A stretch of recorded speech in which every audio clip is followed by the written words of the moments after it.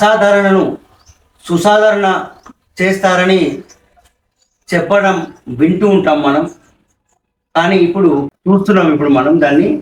మాజీ సైనికులు దేశ రక్షణ కోసం సైన్యంలో పనిచేస్తారు, ఆ తర్వాత ఇంటికి వచ్చి విశ్రాంతి తీసుకుంటారు అనే ఒక ధోరణిని మారుస్తూ గుండా మధుసూదన్ గారు ఇక్కడ ఆర్మీలో తన సర్వీస్ కంప్లీట్ చేసుకొని ఇక్కడికి వచ్చిన తర్వాత, కోదాడలోకి వచ్చిన తర్వాత ఇక్కడ ఇండియన్ వెటరన్స్ ఆర్గనైజేషన్ అని చెప్పి ఒక ఆర్గనైజేషన్ లో జాయిన్ అయ్యి ఓన్లీ మాజీ సైనికులుగా కాకుండా మాజీ సైనికులతో పాటు యువతను, మహిళలను అందరినీ కలుపుకొని కంబైన్డ్ ఆర్గనైజేషన్ ఒకటి తయారు చేసి తద్వారా యువతకు, సమాజానికి, తన ఊరుకు ఎన్నో రకాలుగా తన సేవలను అందిస్తుండడం నిజంగా కూడా గర్వించాల్సిన విషయం. ఒక సైనికుడిగా నేను కూడా ఇది తనను హర్షించదగ్గ విషయం.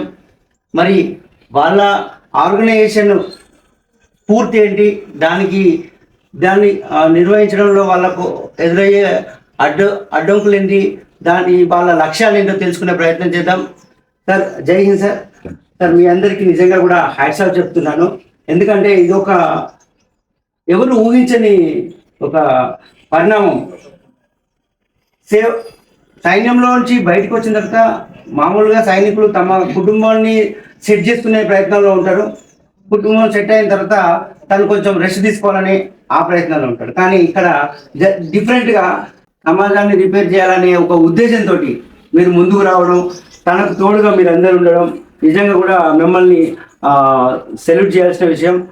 చెప్పండి సార్, మీరు ఏ విధంగా దీన్ని స్టార్ట్ చేయాలని మీకు అనిపించింది? దీనికి ప్రేరణ ఎక్కడి నుంచి కలిగింది మీకు? యాక్చువల్లీ సార్, నేను ఆర్మీలో 5 విభాగాల్లో 21 సంవత్సరం చేయడం జరిగింది. ఆ క్రమంలోనే ఇక్కడ వచ్చిన తర్వాత సొసైటీని చూశాను. అక్కడికంటే ఇక్కడ అవసరం చాలా ఉంది. ఎందుకంటే టెర్రరిస్టులు బోర్డర్లో లేదు, సమాజంలో ఎక్కువ మంది తయారయ్యారు. ఆ ప్రేరణతోనే ఇక్కడ రావడం. ఇక్కడ ఏంటంటే దేశం మనకేం చేసింది కాదు, దేశాన్ని మనం ఏం చేయడం ఒక లక్ష్యం లేకపోవడం చాలా దురదృష్టకరం. అదేవిధంగా ఇక్కడ సొసైటీ అనేది నాకేం బెనిఫిట్ ఉంది, మతలబ్ దునియా అయిపోయింది. అందువల్ల ఆ క్రమంలోనే మాకు 21/12/2022 నాడు state president Ujjula Ravindra sir phone చేయడం జరిగింది. ఆ భాగంలోనే ఐబీఓ భావాలు వచ్చాయి. సారు ఒక national president Sengar sir, J Sengar sir, retired army captain sir, ఇది మనం ఏంటంటే ఐబీఓ స్థాపించాం, ఇండియన్ వెటరన్స్ ఆర్గనైజేషన్.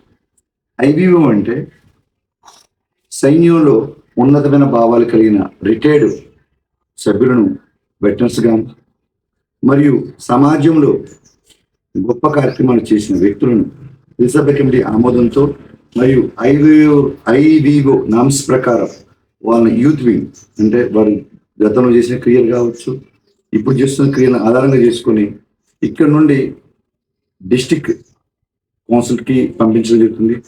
ఇక్కడ అప్రూవల్ అయిన తర్వాత డిస్టిక్ నుండి స్టేట్ కౌన్సిల్కి అప్రూవల్ అవుతుంది. స్టేట్ కౌన్సిల్ అప్రూవ్ అయిన తర్వాత నేషనల్ కౌన్సిల్ అప్రూవల్ అయిన తర్వాత అక్కడ నుంచి అపాయింట్మెంట్ ఆర్డర్ ఇవ్వడం జరుగుతుంది. ఇదేంటంటే ఒక నామ్స్ ప్రకారం జరుగుతుంది. ఈ క్రమంలోనే ఇక్కడ యూత్ వింగ్ అనేది ప్రపోజ్ చేయడం జరిగింది. ఎందుకంటే సైన్యంలో ఉన్నప్పుడు ఒక తత్వం ఉంటుంది, సివిల్కి వచ్చాక ఈ యూత్ వింగ్ అనేది ఒక తల్లిదండ్రులా ఉంటుంది. ఎందుకంటే అక్కడ మనం పొందిన ఆలోచన వేరు, ఇక్కడ పొందే ఆలోచన వేరు. ఎందుకంటే మనం అక్కడ ఓన్లీ మనం డెడికేషన్ వచ్చేయగలుగుతాం. సొసైటీకి వచ్చాక ఎలా వీళ్ళ ఆలోచనలు అంటే రెండింటిని కంబైన్ చేస్తే ఎలా ఉంటుంది. అదేవిధంగా ఉమెన్ వింగ్, ఈ ముగ్గురు కలిగితే ఏదైనా సాధ్యం అనేది మీకు అర్థమవుతుంది. ఆ భాగం నుంచే veterans, youth wing and women వింగ్గా నామకరణం చేసి దీన్ని ఐబీఓ కుటుంబంగా చేయడం జరిగింది.